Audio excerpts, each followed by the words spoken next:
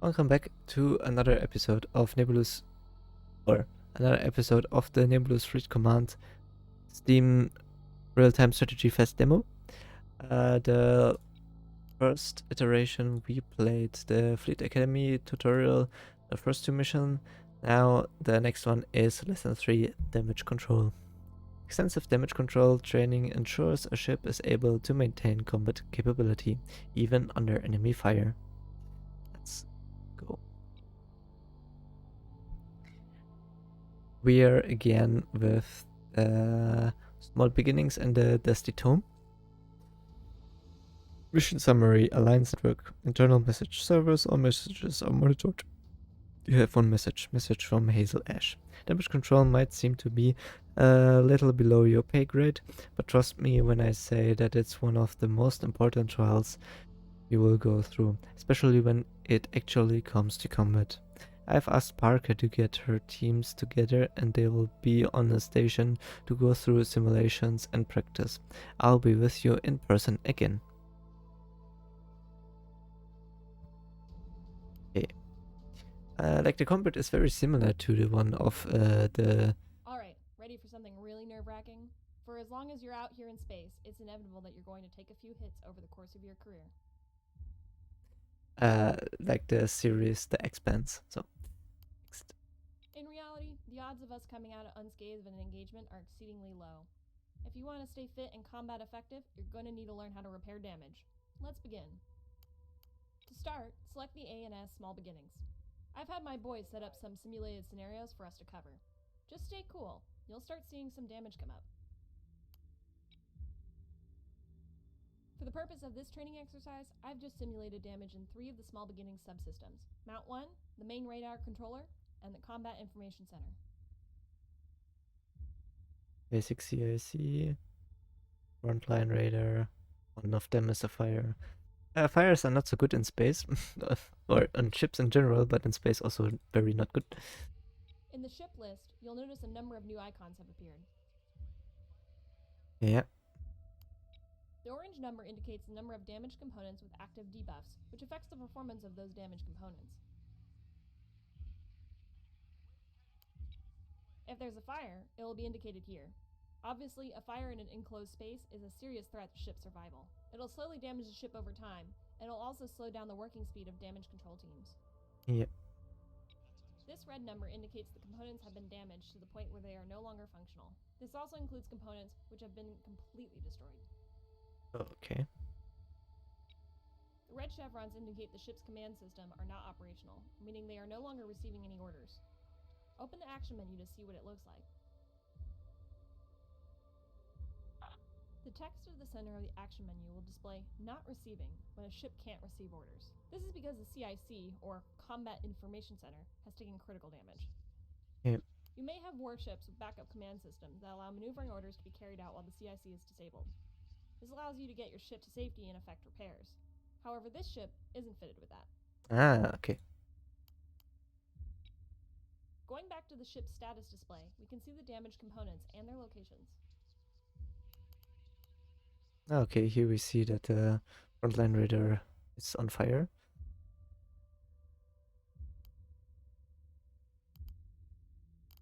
I'm a little bit confused why some of those are highlighted and some not. I think maybe the thrusters are maybe important component. Okay. By clicking on the status display, we can open the damage control board. Do so now. Yep, I did.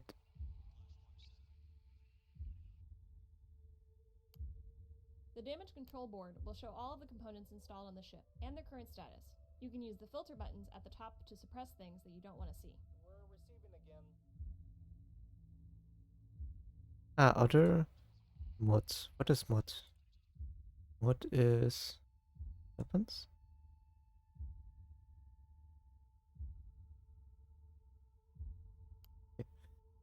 Your damage control officer will automatically prioritize repairs based on how important a component is. For example, your reactor and CIC are going to be priority 1, as they're critical to the operation of the ship. Okay.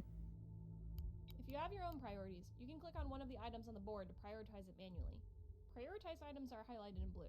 Keep in mind that changing priorities frequently can cause teams to move around a lot, which wastes valuable time that could be used for repairs. Okay. Damage control teams are stationed in a DC locker and will move from there when damage is taken.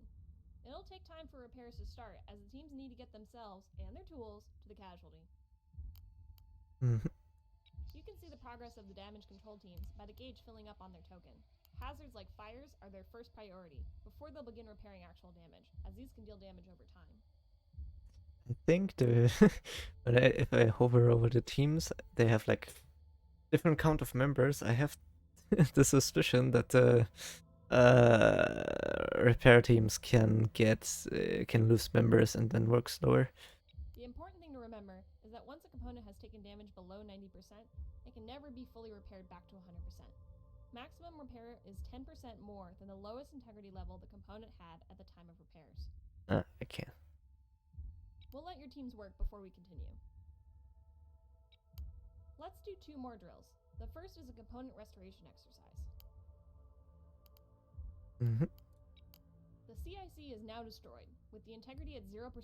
Repair teams won't begin repairs to get it operational again, without you explicitly telling them to do so.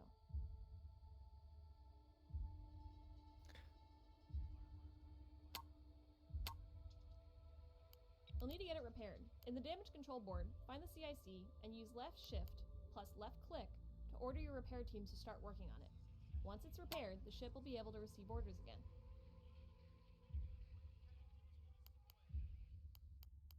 So there's to restore 1 remaining. So I guess you can restore a module completely only once in a fight.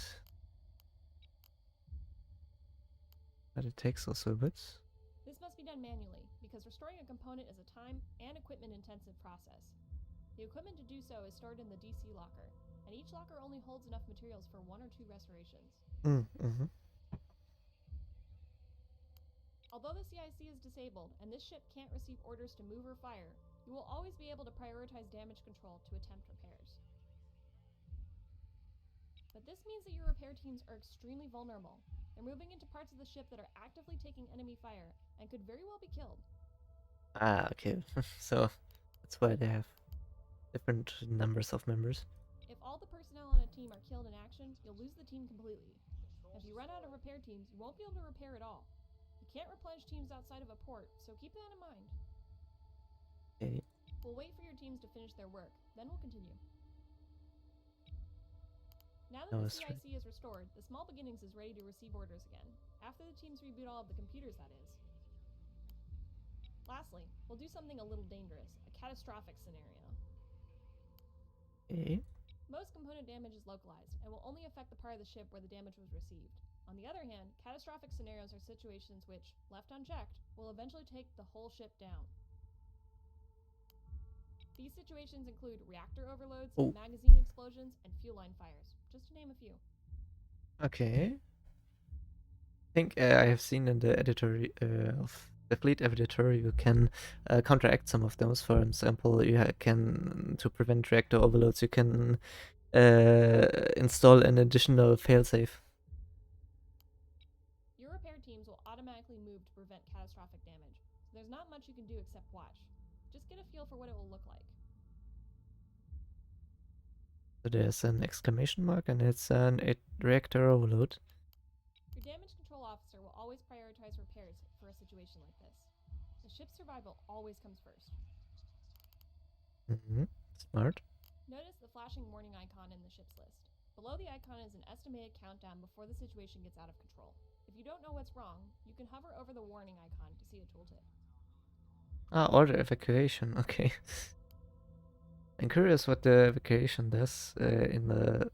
Like, can you pick up your crew and so on, and then in case one of the other ships has lost some in battle?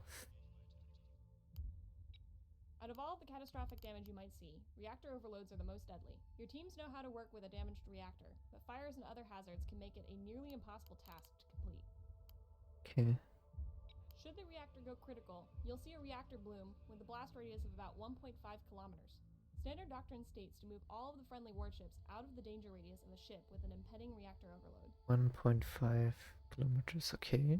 Be careful around enemy wrecks as well. Your weapons could have damaged the reactor housings, and you'll get little to no warning before they go off. But Commander, that's it for your damage control trials. Just keep an eye on your teams and be smart about their movements, and you'll come out just fine. Remember, the ship's survival always comes first. Okay. Good to know that. But I'm still a bit curious about how... basic. Yeah, but I cannot repair it further. Okay.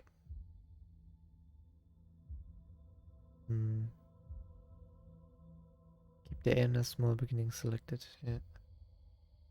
Boop. Little over. We have... Okay, we lost 20 crew to small beginnings. Damage repaired 78. Damage received 0. Continue. The next mission. Academy tutorial select. Lesson 4 sensors and electronic warfare. Know the die enemy.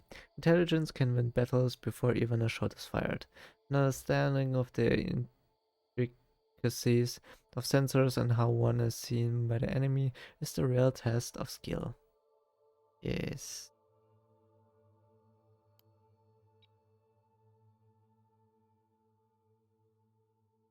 We have again the small beginnings and the testy tome with the previous loadout.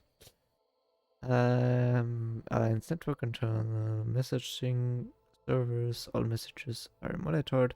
You have one message from Hazel Ash. I won't waste your time. Your war is not simple and neither is sensors. There's so many intricate little details when it comes to intelligence and radar. But thankfully you have me as your instructor, Hazel.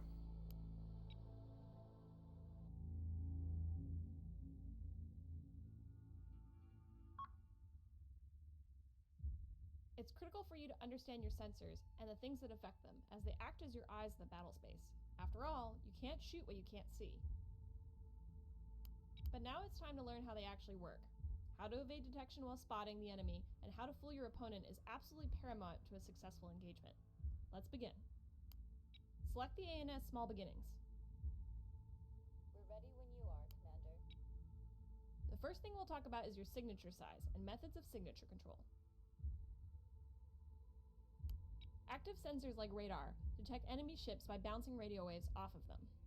The physical size of your ship, combined with the angle of surface and the cross-sectional area from the viewing angle, affect the size of the returned energy. Okay, so if we would spin it a little bit to the right, then the cross-section would be smaller. And then we would have a smaller signature, I guess.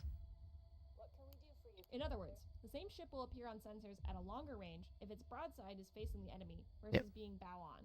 The smallest radar cross-section for the Rain's frigate, for example, is from above and below the port and starboard stern. You can see the size of your signature by hovering over the signature summary on the ship information bar. Radar signature plus 15%, nearby ships plus 15%. Ah, okay. There are other contributing factors to the size of your signature, including what modules are active and how many ships are nearby.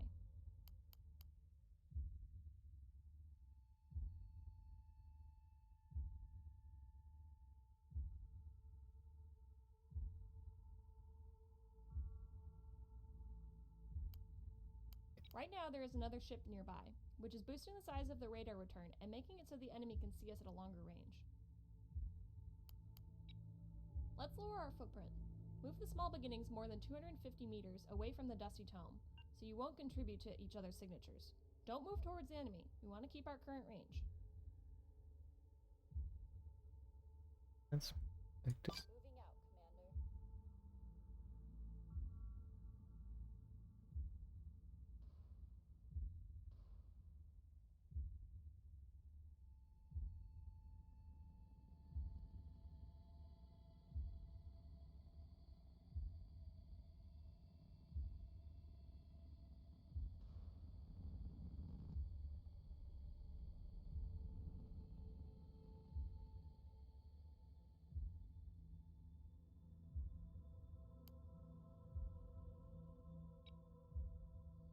If you hover over the signature summary with Ah, your mouse, you will see the nearby ships modifier is gone, reducing our overall footprint. It's good, but we'll need to do better if we want to hide ourselves from the enemy. On the ship list, the yellow icon indicates that the ship is spotted by the enemy's sensors and is being tracked. Mm-hmm. Similarly, a red crosshair here would show that the ship is locked by the enemy's fire control radar. We have a good set of tools to reduce our radar footprint even further. Let's see what we can do to shake the enemy off. This switch will toggle our radar systems off, greatly reducing our footprint. This switch disables our communication suites, which can provide a modest reduction in our signature size. Controls the radiation state of the ship's communication suite. Disabling transmission will reduce signature, making the ship harder to detect. It will still be able to receive the command sensor picture from friendly ships, but cannot contribute to it. Well, if we turn off both of these now and see how it affects our signature size. well, if we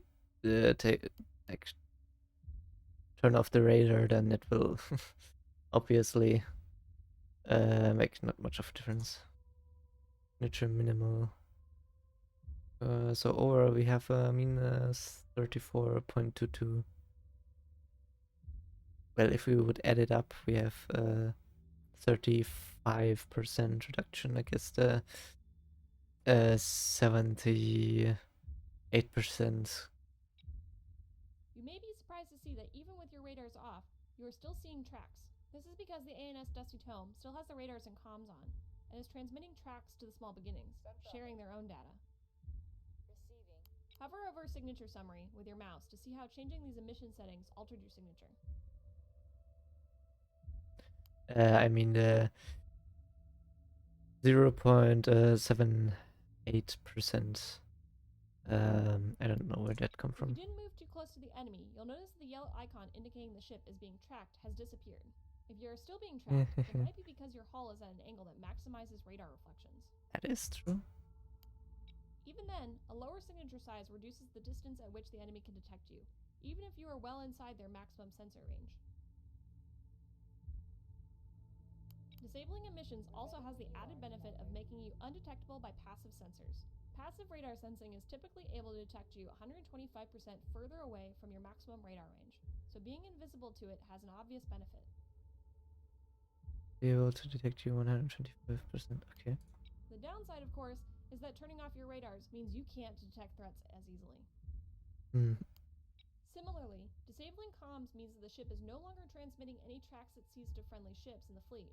Ships with their comms off will still be able to receive tracks from other transmitting ships, so they can act as a silent shooter. Okay, yeah. Go ahead and re-enable both the radar and the communications on the small beginnings. Now it's time to experience what having your sensors jammed feels like. Hey. Jam me, baby, one more time. Hello? Confusing, right? Yeah. Yep. The enemy jammer is saturating our radar with radio waves, making it difficult for our systems to find legitimate contacts. This noise of contacts is what we are seeing, instead of the real radar picture. But there is at least like the consistent that this one stays here, so maybe it's the actual target.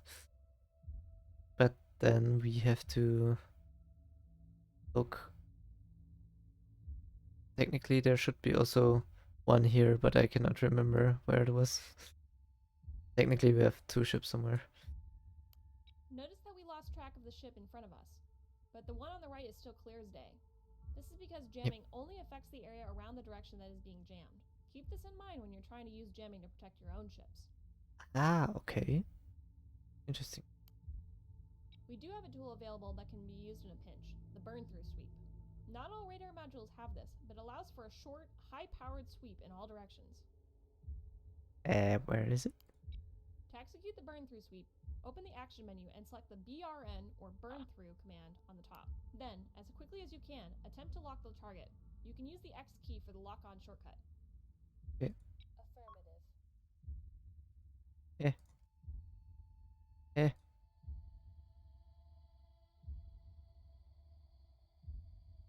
Burn through sweeps will show a unique icon for detected targets, making it easier to spot the target through the noise. The icon will linger for about 30 seconds to give you time to lock on. Locked targets are much less susceptible to being lost through jamming. Yeah, I pressed right click, but it does not do much. Standing by.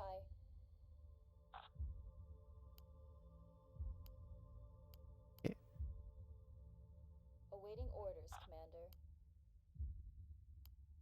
Can we? Okay. Right click, burn, Copy that, Commander. then X. Ah, okay. Dialing in, Commander. Ah, okay. No. War detected. That's it. Most of the time you'll be able to maintain a fire control lock in spite of jamming. But keep in mind that jamming power stacks, so a fleet with enough jammers active at the same time will break any lock. Because burn-through sweeps use a much higher power output, they also have the added benefit of being able to spot smaller, weaker contacts at a greater range. This is useful for finding small scout ships or approaching missiles. Okay. The downside is that the higher power output runs the risk of causing damage to the amplifiers every time you use it, so be careful not to burn out your radars. Ah, okay. Your other option for burning through jamming is simply to get closer to the enemy, brute forcing your way in. Just try not to get sunk in the process. Yeah, sunk, quote unquote, more throat. How do I Jamming use the jamming? enemy ourselves can be as easy as right-clicking their track and selecting our jammers with the EW weapons menu. However, these targets are far enough apart that they won't both be covered by the cone centered on only one of them. The ANS Dusty Tome is carrying a blanket radar jammer. We'll use that to jam both targets by catching them both in the jammer's cone of effect by targeting a position between both contacts. You can target a weapon on a position in space by opening the Action menu by right-clicking in open space instead of on a track, and use the sphere widget to target a position between the two contacts. Remember to use the tactical view, as it will give you precise bearings for positional targeting. When in the tactical view, you'll see each track's position projected onto the sphere of the widget. To blind both of them, aim for a point between those two projected positions. If I press left, yeah. That's there, and then so, and that should be between them. Kind of.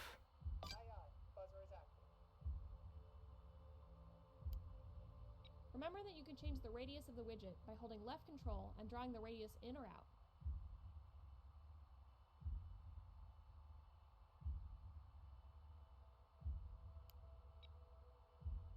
And like that, they can't see us anymore, just like what happened to us. But they can also use the same tactics like burn-throughs or approaching us to sift through the jamming. While jamming power is additive, it is not linear. The more jamming signals that are present in an area, the more they begin to create destructive interference and cancel each other out. Think of it like diminishing returns. Okay. Even if you don't successfully jam the enemy's tracking of your ships, an active jamming signal will still reduce their sensor accuracy. This is particularly devastating for point defenses, which are shooting at very small, very fast targets and therefore require great accuracy. True. Using standoff jamming in coordination with your missile salvos will make them devastatingly effective. Let's try it. Well, technically, if we jam in that direction, then depending on the tracking of the missiles, it will be also more difficult to track, like for the missile to track the target.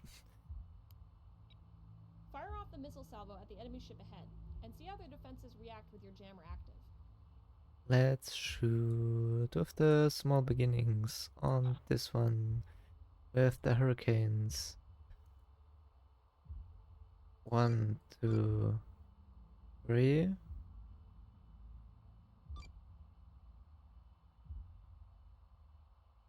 I guess the jammer is finished. Let's cancel. You again. Jamming. Click. Ewar. Jammer.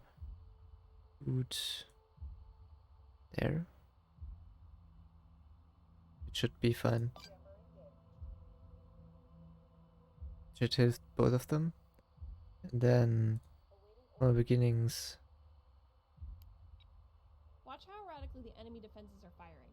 Point defense requires pinpoint precision. which your jamming is preventing by flooding their sensors with far too many false contacts. Understood. Launching missile. When using jamming to cover a missile attack, you'll still need to watch out for airburst point defenses like flak guns, as they don't require much accuracy. What can we Most do for you, importantly, the Commander? blanket jammer has a 90-second firing time. This is to prevent the amplifiers from overheating and being damaged. Standing by.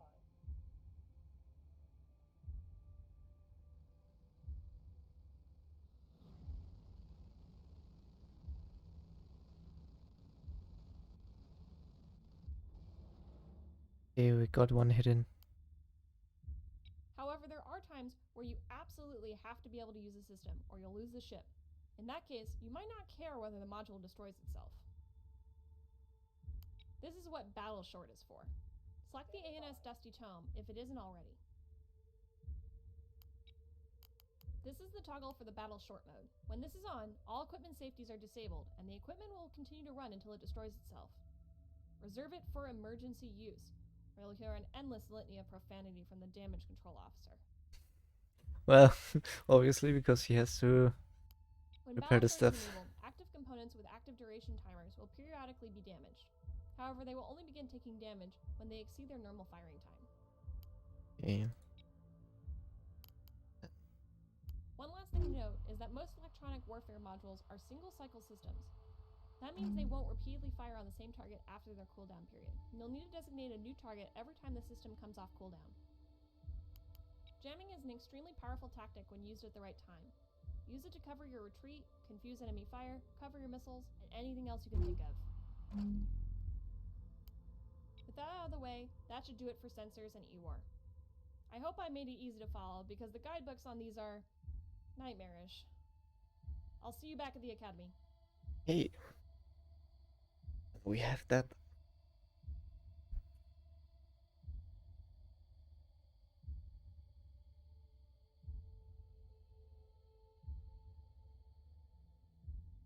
Overall, it is quite interesting. So technically it is, or technically, in general, it would be good to have a role division between the ships with specializations and so on. We have both our ships did not receive any damage. The small beginnings dealt 808. The far focus has lost half of his crew somehow in the shaky divide. Lost 4, received 808 damage, and dished out 60 damage somehow. Maybe the missiles count as damage dealt. Okay.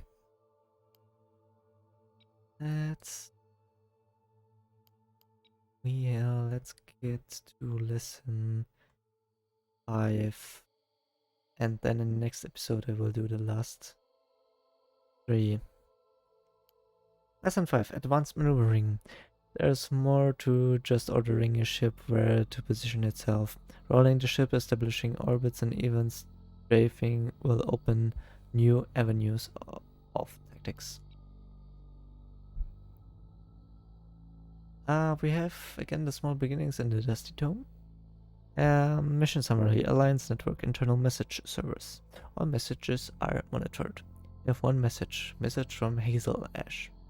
You'll wrap up your movement trials with a quick rundown of other maneuvers taken straight from the handbook, with a few of my own thrown in for a good measure. Hazel. Good. Then let's go. Space is vast, Commander. There's usually no cover, and if you're lucky, you can see a threat coming kilometers away. Knowing how to move your ship is one thing, but knowing the right maneuver will make sure you come out on top. You can definitely make it out of a fight in one piece without using advanced maneuvers, but you'll see quite a good drop in repairs if you employ them correctly. Yep. Before we get started, let's order the Dusty Tome to enter formation with the small beginnings, so we can see how these commands affect other ships in the formation when issued to the guide ship.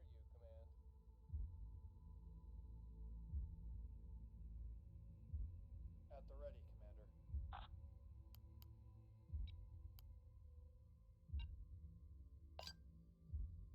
Let's have it at least 500 meters away, and then like so.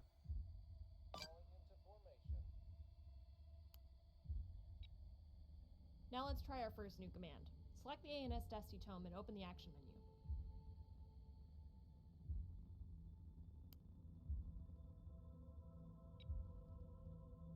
Action.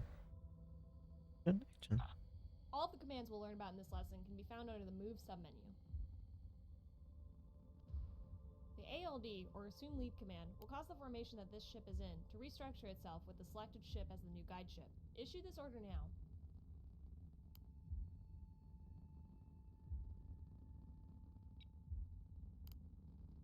Joining the formation. It's not uncommon for the guide of the formation to come under fire first, as it's usually the most important ship, making it a prime target. Should it become disabled, its escorts will hold position around it. Okay. Sometimes you want them to hold the line, but there's other times that you need to sacrifice that disabled ship to save the others. When you have a large formation, the Assume Lead command will save you precious time reorganizing the formation around a new ship that can lead the survivors to safety. It's a lifesaver, literally.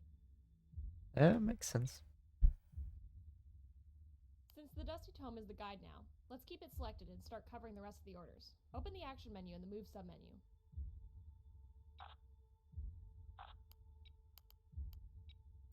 We'll first cover the ORB, or Orbit command. This command is useful for keeping your ships moving continuously around a target without having to make hard direction changes constantly. Select it now, but don't issue the order yet. This is a two-stage command, just like the formations. The first task is to select the orbit anchor, or the position the ships will travel around. Let's set our anchor near the enemy target. Once you have selected the orbit anchor, we'll determine the radius and the angle of the orbit.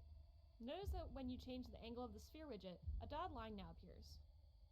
The dotted line denotes the actual path that the ships will follow. The arrow near your cursor denotes the direction that they will follow along the path. This is determined by the side of the sphere your cursor is on relative to your ship. Go ahead and issue the order now. Make sure there are no obstacles in the path. The circle will turn red if the ship might hit something in its orbit.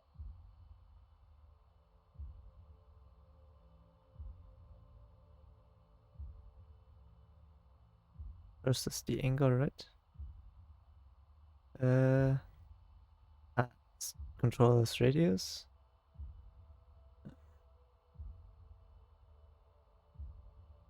We could do technically like yes. So. If you want, you can open fire on the target you're orbiting to see how your guns will behave. The real utility of the orbit command is that it keeps your ships moving while keeping a side facing the target on the inside, allowing most weapons a good angle at the target. If you just drive a course, you'll eventually have to turn your ships around, or you'll lose the target behind an obstacle, or just slowly start to mask certain weapons as the angle increases. This will cost you valuable time while the turrets swing around. Orbits help prevent this. The downside, of course, is that your ships will be exposing the same armor to the enemy constantly, allowing them to whittle it down before they lay in heavy munitions. You'll also be presenting a good angle for radar returns, meaning you might be an easier target. You can orbit this target as long as you like, and play with the weapons. When you're ready, issue a drive course order to get our ships heading off into open space, so we can try the remaining commands. Okay.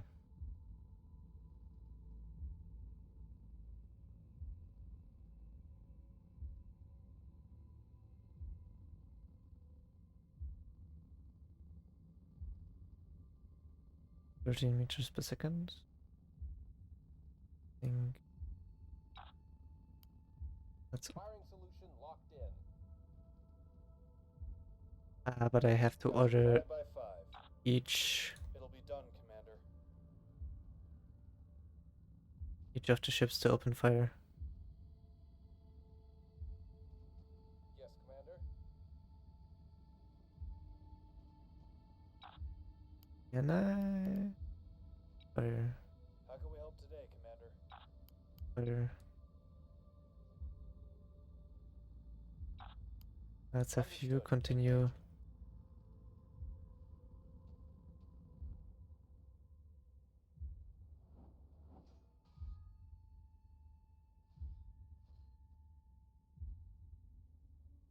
Gotcha. 5 by 5. Acquiring firing solution.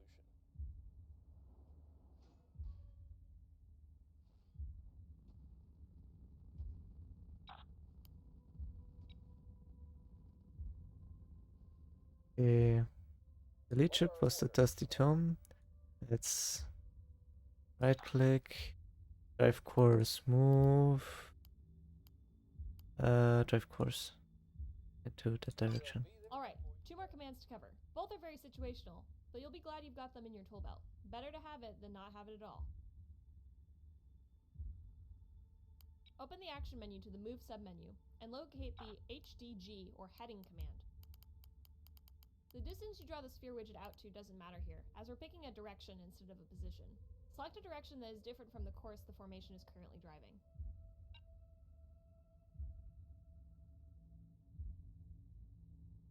Let's do this, and then it's basically drive by. I want the radius smaller, to be honest. What was it again? Control. Basically, I want this. You heard the order. Notice how the entire formation is turning to face that direction, but continue to move along in its ordered course. A modified movement order like this is indicated with a blue box around the movement status icon. Ah, yeah. Normally your ships will turn into any course they are following, as this allows them to use their main engines and provides the best acceleration. However, when withdrawing under fire, this can expose the main engines, and especially the drive module and the reactor, directly to enemy fire. The hold heading order is useful to keeping the bow pointed towards the enemy, protecting your most vital components during retreat.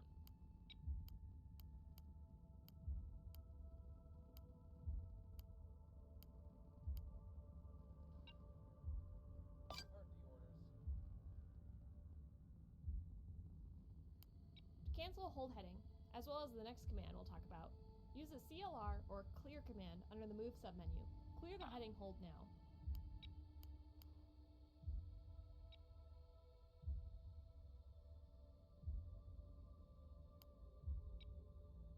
The last command we'll cover is the ROL or roll command. We'll do this for the ANS small beginnings this time.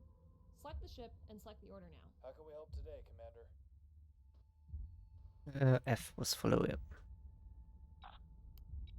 Roll. The roll command will allow you to select a new direction for the ship to use as its up direction. Move the mouse around the widget and click the left mouse button to select a new up direction. Aye, aye, Commander. Ordering a ship to roll may seem trivial, but like I've said, your radar panels may get taken out by enemy fire. If this is a scout or a spotting ship and it needs to provide targeting data right now, rolling the ship over to expose the functioning panels may be necessary.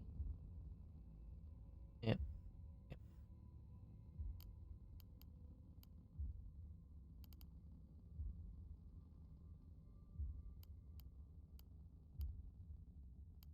Also notice that the small beginnings rolled independently of the guide ship, but is still keeping formation. Mm-hmm. A roll order can also be cancelled with the clear command. And that's it. It may seem simple, but if you use any of these little tricks right, you'll start seeing a difference. I'll see you at the academy. Hey. Oh, that was kind of practical, but I'm curious if didn't really notice in the ship designer if the radar panels are like their own modules or are they basically per ship fixed installations. Oh, and that is it from the